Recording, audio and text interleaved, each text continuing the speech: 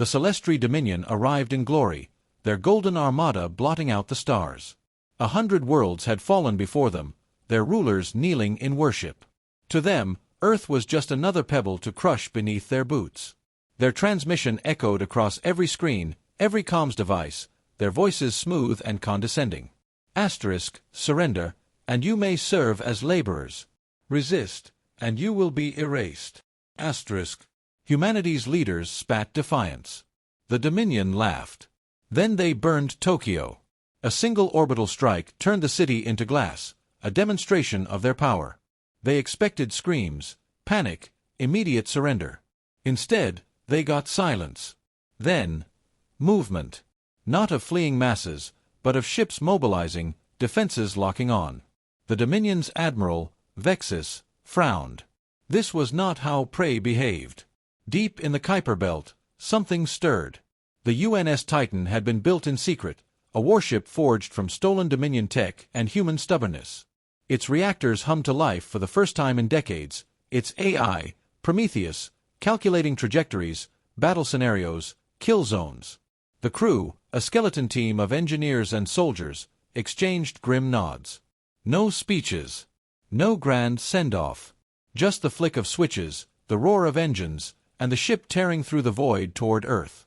The Dominion fleet barely registered the anomaly at first. A blip on their sensors, dismissed as debris. Then it accelerated. Fast. Too fast. 𝗕𝗲𝘀's second-in-command stiffened. *Admiral, that's not one of ours. The Titan emerged from the dark like a blade unsheathed. Dominion guns turned, lazily at first, then in panic as the human ship didn't die. Its shields flared under their fire, holding. Then its own weapons awoke. The first shot punched through a Dominion cruiser like it was made of wet paper. The second split a battleship in half. On Earth, people watched as the sky burned, not with their death, but with the death of those who had called themselves gods. 𝗕𝗲𝘀's voice, for the first time, carried something unfamiliar. Fear. All ships, focus fire. Destroy that. The Titan's next salvo cut the transmission short. The battle had just begun. The Dominion fleet recoiled as the Titan carved through their formation. Their weapons, designed to overwhelm primitive defenses, shattered against human-engineered shields. 𝗕𝗲𝘀 barked orders, her voice sharp with disbelief. How is it still standing? Full barrage. Plasma fire lit the void, but the Titan moved like a predator, not a warship, dodging, weaving, striking with surgical precision. Its railguns fired slugs at relativistic speeds, obliterating Dominion vessels before their targeting systems could adjust. Inside the Titan, Prometheus analyzed enemy patterns in microseconds. Admiral 𝗕𝗲𝘀 favors flanking maneuvers. Adjusting countermeasures. The AI rerouted power, reinforcing shields where the next volley would strike. Human engineers, sweat dripping in the reactor room, pushed systems beyond safety limits. We're redlining, but she'll hold. Then the Titan did something the Dominion had never seen. It boarded them. Marines in powered armor launched from hidden compartments, breaching a Dominion dreadnought's hull. The aliens inside, soldiers who had butchered unarmed species across the galaxy, froze at the sight of humans charging toward them, guns blazing. Close-quarters combat was a human specialty. The Dominion relied on fear and orbital strikes. They hadn't fought an enemy that wanted to get close. 𝗕𝗲𝘀 watched in horror as her flagship's internal sensors flickered with distress signals. They're in the corridors. There. Static. A Marine's voice crackled over the Titan's comms. Bridge secured. Their admiral's alive. Orders. The human captain didn't hesitate. Put her on. 𝗕𝗲𝘀's face appeared on the screen, her golden armor dented, her pride in tatters. She sneered. You think this changes anything? The Dominion has thousands of ships. You've only... The captain cut her off. We know. This was just the message. With a gesture, the feed died. The Titan's weapons hummed, trained on the crippled dreadnought. 𝗕𝗲𝘀's eyes widened. You wouldn't. The Titan fired.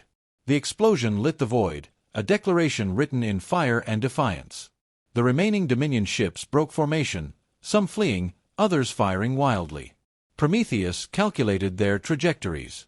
They're retreating toward the jump point. Orders. The captain watched the fleeing vessels. Let them go. The Dominion would return. And humanity would be ready. The Celestial High Council erupted in fury when the remnants of Vexus's fleet limped home. The loss was unthinkable, not just ships, but face. Their divine image cracked before the galaxy. The ruling Archon's voice boomed across the chamber. Burn their world. Leave nothing alive. 100 fresh warships mobilized, an extermination fleet dwarfing the first. This time, no demands. No warnings. Just annihilation. Earth's orbital defenses crumbled within hours. Missile platforms exploded under concentrated fire. The few human warships that rose to meet the onslaught were torn apart, their crews buying seconds with their lives. Colonies fell like dominoes: Mars, Titan, the Jovian outposts, each broadcasting desperate last stands before static swallowed their signals. The Titan, damaged but not broken, fled into the dark. The Dominion hunted it, but Prometheus masked their trail, weaving through asteroid belts and dead systems.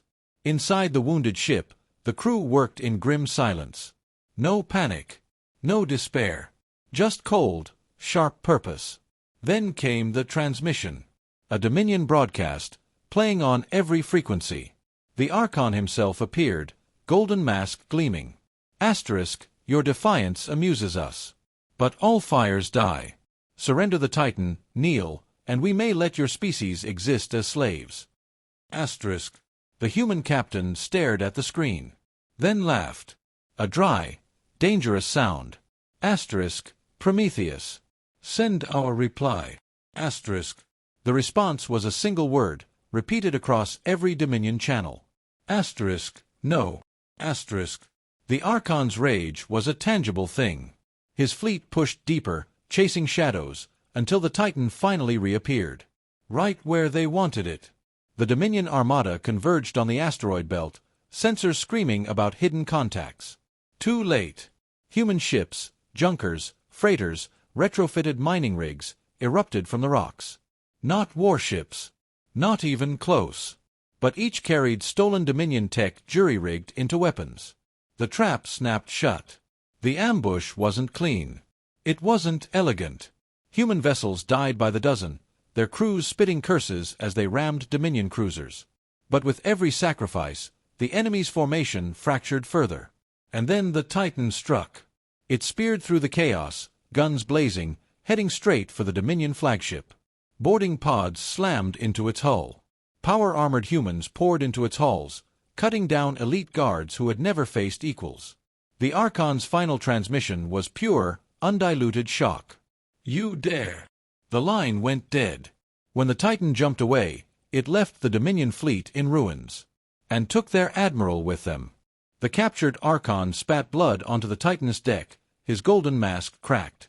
Around him, human soldiers stood silent, weapons ready. He snarled through broken teeth. You think this matters? The Dominion spans galaxies. You are insects. The captain didn't flinch. Insects who just took your flagship. Prometheus interfaced with the Archon's neural implants, ripping data from his mind. The truth spilled out, the Dominion's weaknesses, their supply routes, the slave worlds ready to revolt. Most damning of all, their homeworld's defenses were designed for show, not war. They'd never needed them. Until now. The Titan burned toward 𝗕𝗲 Prime, its engine screaming. Behind it, a ragtag fleet grew, human survivors, alien rebels, even former Dominion vessels turning their guns on their masters. The galaxy watched. The myth of invincibility shattered with every defection. 𝗕𝗲 Prime's orbital rings gleamed as the Titan dropped out of warp.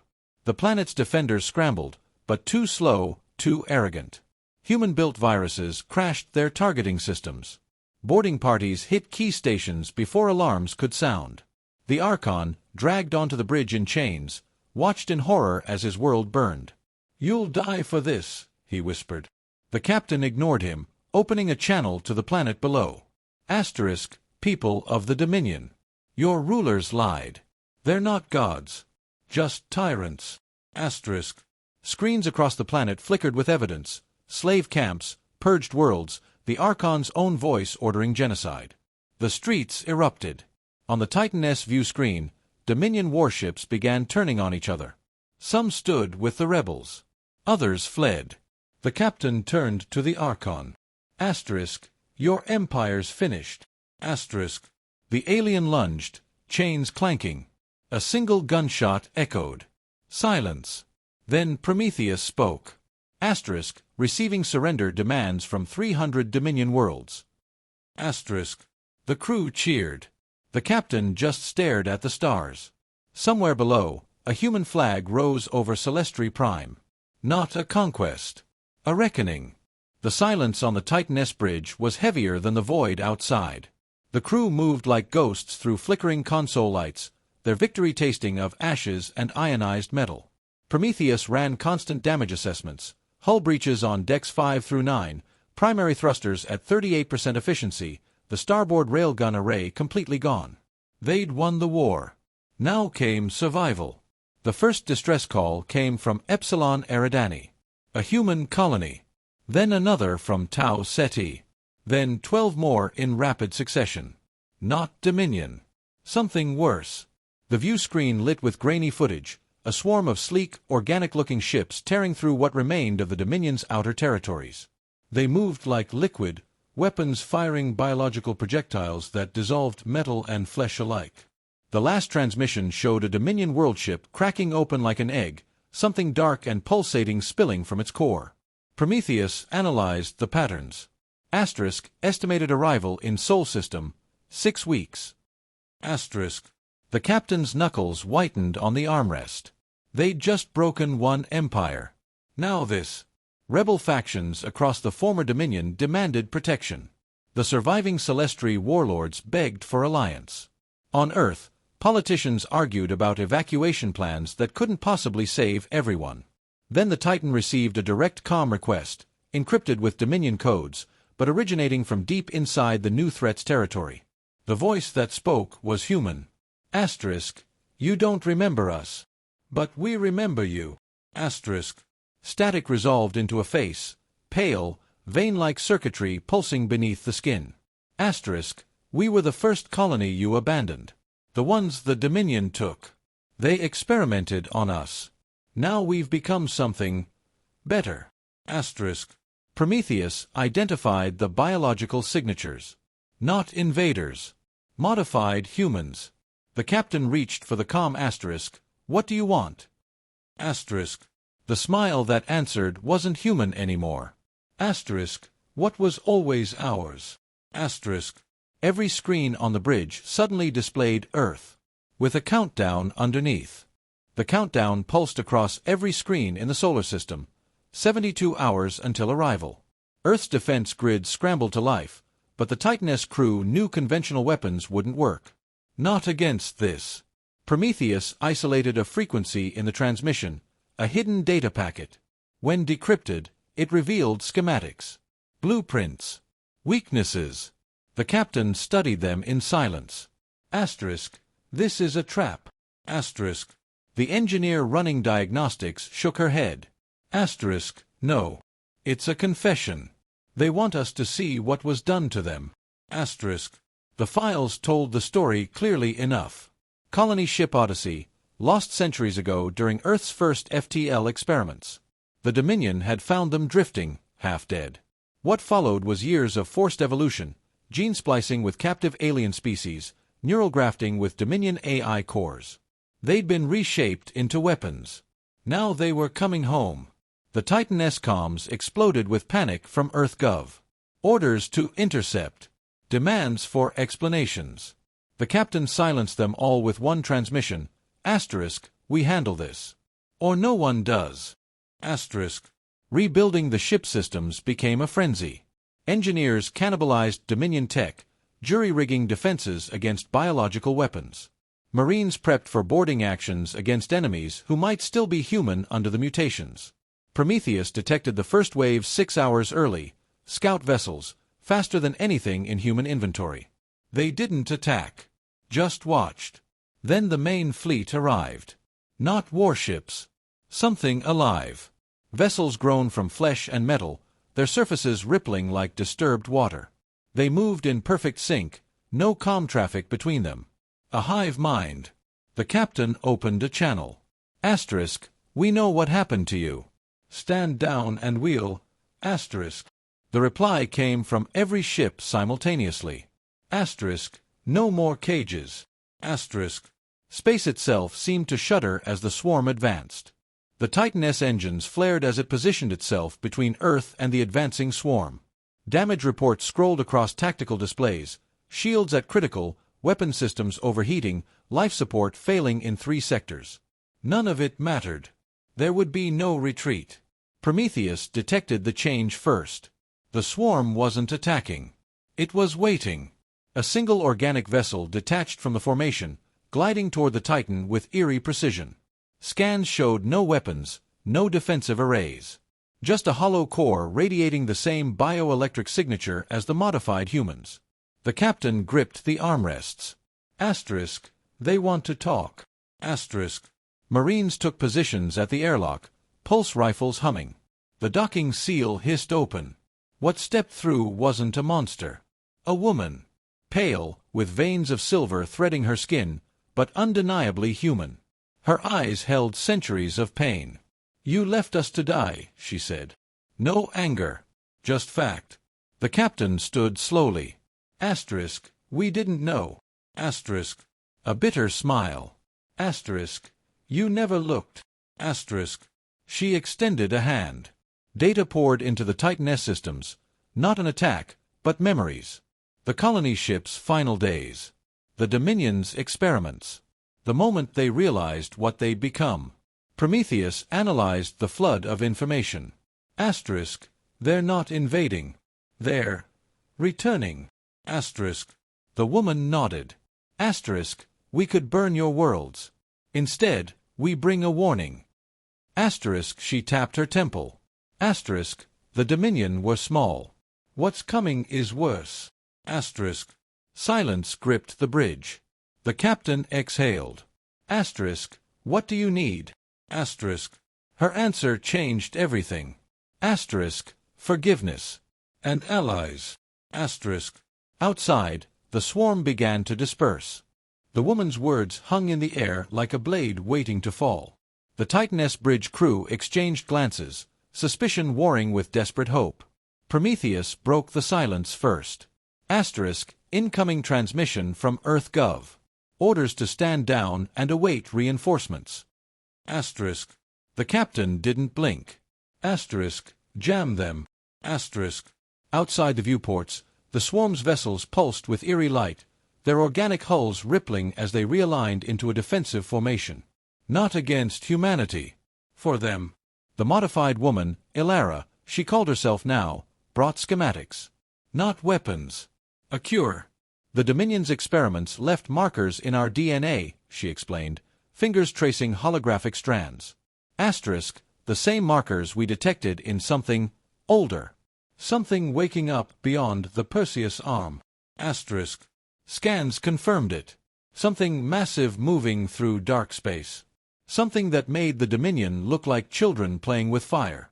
The Titan-S engineer studied 𝗕𝗲𝘀's data, then cursed. Asterisk. They built you as weapons. But not against us. Asterisk. 𝗕𝗲𝘀's silver-veined hands clenched. Asterisk. We were meant to be the first wave. The Dominion found ruins on the edge of the galaxy. They dug too deep. Asterisk. A new alert blared. Prometheus displayed the feed, a mining colony on Pluto going dark. Not destroyed. Consumed. The structures remained, but twisted into impossible shapes, organic and metallic fused in ways that hurt the eye. The captain turned to 𝗕𝗲𝘀. Asterisk. How long? Asterisk. Her answer came with absolute certainty.